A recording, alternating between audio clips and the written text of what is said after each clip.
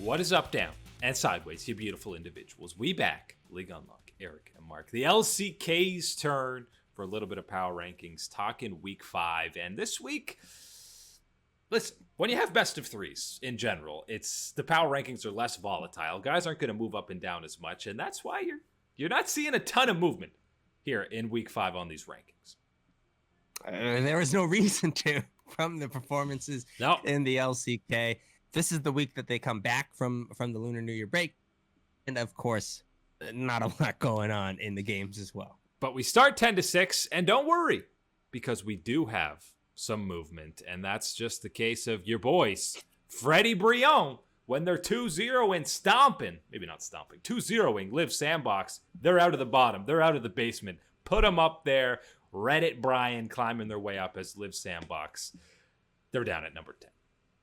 I think stomp might be a word that we should just remove from the vocabulary of talking about anything. A win. Unless we're talking about them matching up damn one, because then, of course. Hey, that's a different story. Only the world. They only bring the best for the world champions. And unfortunately, the rest of the LCK are not world champions because not the best results from the bros. As you said, though, the 2-0 does help them and push them into this spot of the power rankings, which I feel is kind of the best of no man's land, more or less, right? Because there's no... I mean, maybe we could talk about it when we get to Africa number 7, but oh boy, this is absolutely no hope of playoffs. Yeah, you're talking no man's land. This is the bottom 4 teams you can kind of talk about. They're in a desert. It's a windstorm. This is the LCK abyss. They're looking, where's the sanctuary? Where's the paradise, the city we have to get to? And KT is like dying outside the door, but they found the door. KT has found the entrance. And T1, they're just kind of sneaking in. But I don't see there being this crazy LCK playoff race for that final seed. I don't see any of them taking down KT, to be honest. I don't see anybody taking down KT from this pack behind them looking to make their move. I don't see anybody really finding that momentum to get going, which is very unfortunate to say, as we said, as the number 7 squad, Africa Freaks finding themselves the playoff gatekeepers of before are going to find themselves just on that bubble. They can't find the gate. They can't guard it. They can't find it. They can't find a lot of things with the performances that they've been having on the Rift, especially, unfortunately, from what a lot of people would have identified as an issue heading into this year. Returning with Fly and Dread has not been good enough to make that next move up in the LCK. And I think a lot of people, ourselves included, absolutely saw that happening. We going to see them for 2022? The return? Fly and Dread? I really hope not. But unfortunately, with the way things have been with Africa, probably.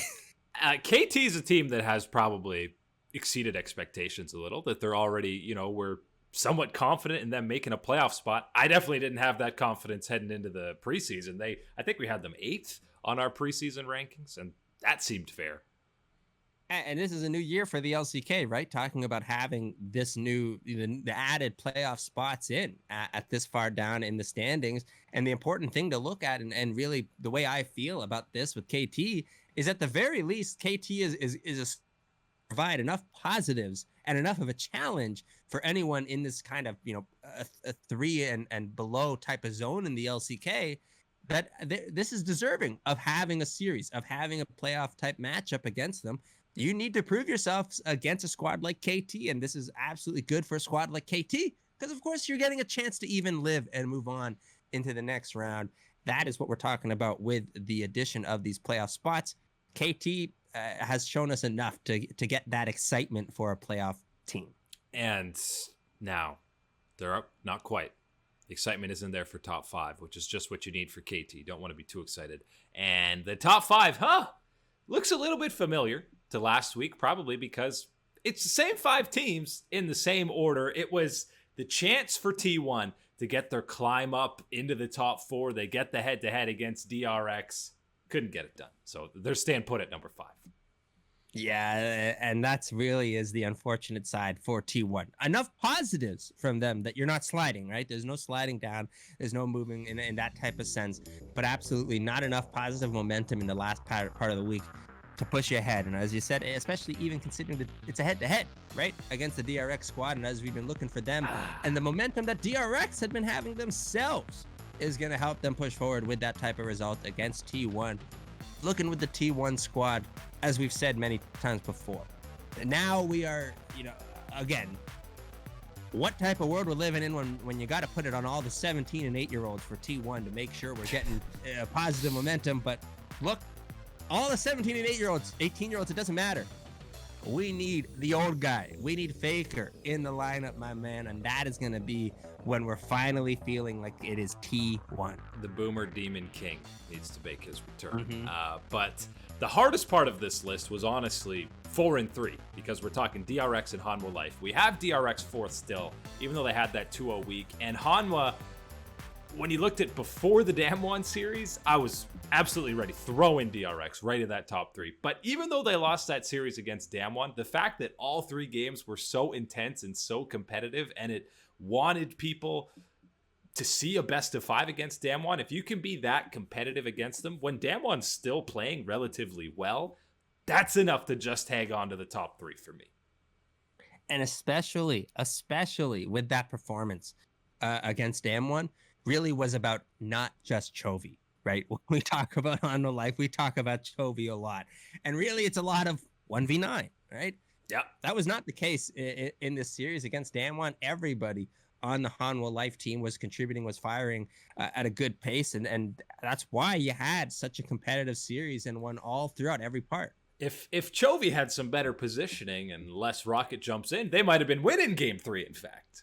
Look where that is a different world, right? Talking about that, we can go in and criticize Chovy's decision-making and plays as a reason why ultimately not coming away with a victory for the Hanwha Life squad.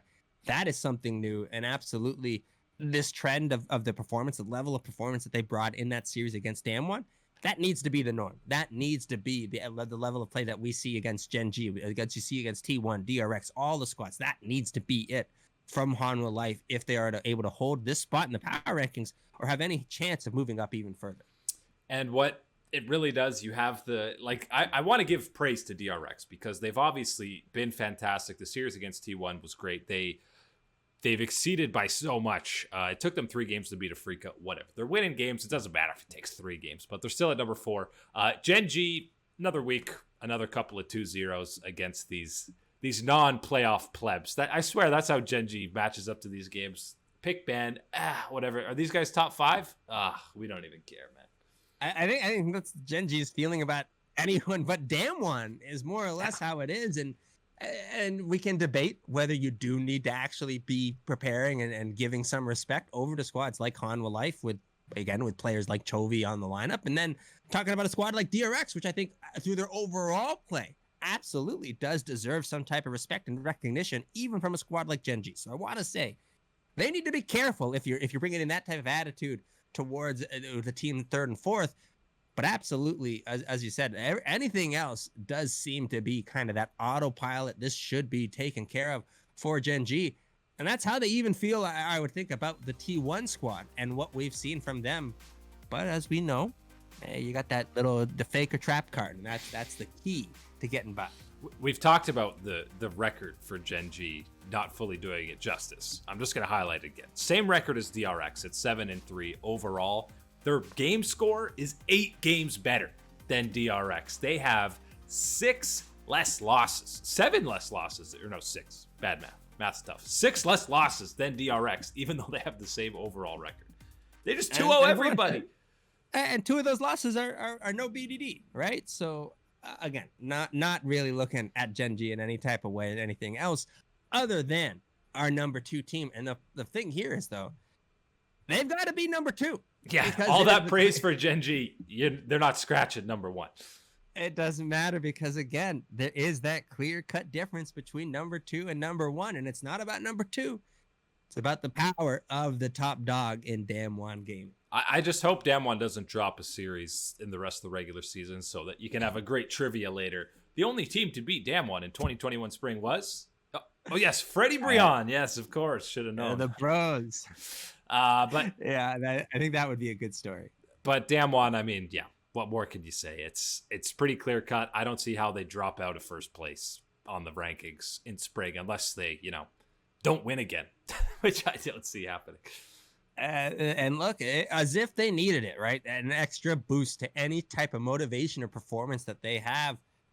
Rumor is, and word coming out this week, that this is going to be it. This is it for Khan. He has got to go to military service after this year. And so if you're talking about a motivation to try and go out on top, try to get as much as you can, this is the year to do it for Khan. And he's on the squad with Dan One that absolutely is going to help facilitate that.